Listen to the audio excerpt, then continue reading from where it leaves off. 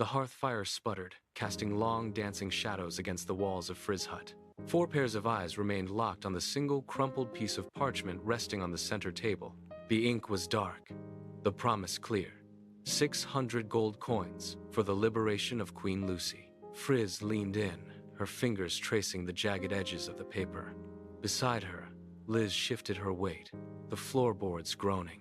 Amber and April stood motionless, their gazes fixed on the bounty amount as the reality of the task settled into the room. The air felt heavy, charged with the sudden weight of a choice that could not be undone. With a sharp, sudden motion, Frizz slammed her palm onto the table. The parchment jumped. The group stood in perfect unison. They turned toward the door, the flickering light of the hearth dying behind them as they stepped out into the cool air. The mission had begun. The whispering plains gave way to the jagged, obsidian silhouette of the shadow dungeon. It rose from the earth like a jagged tooth, its entrance a gaping, lightless maw. As the 4 companions stepped across the threshold, the temperature plummeted, turning their breath into thin plumes of mist. The silence lasted only a heartbeat. From the ceiling, a swarm of shadow stalkers dropped, their movements erratic and fluid.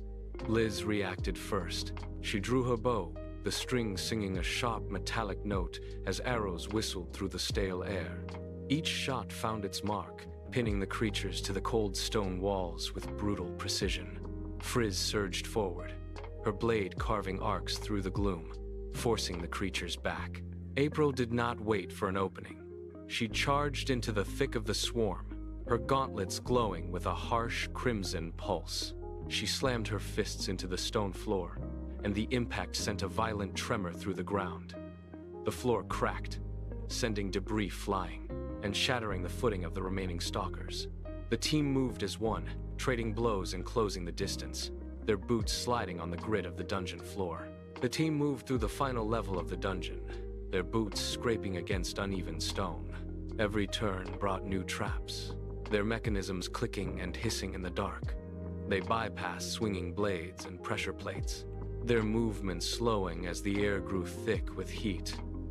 Their armor bore deep dents, and their breaths came in ragged, uneven gasps. They reached a set of massive iron doors, cold to the touch and etched with ancient, jagged runes. Frizz signaled the group. They braced their shoulders against the metal, muscles straining, and shoved.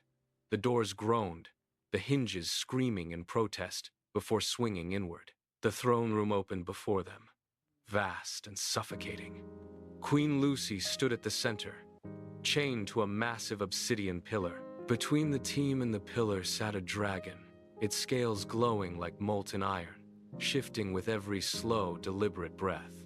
The beast turned its head, its eyes locking on to the intruders. It unleashed a roar that shook the very foundation of the room. The dragon lunged, its massive head snapping forward with the speed of a striking viper. Frizz dove, her boots skidding across the slick stone, as a torrent of fire erupted, scorching the air where she had stood a second before. She scrambled to her feet, shouting to draw the beast's focus, waving her blade to bait its next strike. The dragon turned, its molten scales clattering like falling iron plates. That was the opening. April sprinted, her gauntlets pulsing with a blinding crimson light. She leaped, catching the dragon's ridge and hauling herself onto its back. She began to hammer her fists against the creature's spine, each impact ringing out like a blacksmith's anvil. The dragon thrashed, its tail smashing into the obsidian pillars, but April held fast. Liz moved to the edge of the light, her eyes scanning the beast's shifting armor. She saw a small, exposed gap between the neck plates. She drew her bow, the string pulled to its limit, and released. The arrow whistled through the smoke, striking true. The dragon let out a final, guttural roar. Its legs buckled, and the massive weight of the beast crashed down, shaking the entire dungeon with an earth-shattering thud. Silence rushed back into the room. The feast in the grand hall ended, but the tension in the room remained sharp. Queen Lucy stepped out from her chambers. The royal gown was gone. She walked toward the table with a steady, measured stride, her movements precise, and practiced. She pulled a map across the wood and pressed a finger against a new, distant mark. "My kingdom is safe," she said, her voice steady and devoid of hesitation. She looked at Frizz, Liz, Amber, and April, her gaze assessing each of them with the clarity of a veteran. The rescue was over, but the mission had shifted. The 5 of them leaned in, their shoulders brushing as they traced the path toward the next target. The flickering light of the hearth caught the edge of the parchment, illuminating a route that led far beyond the borders of the kingdom. They were no longer rescuers and a captive.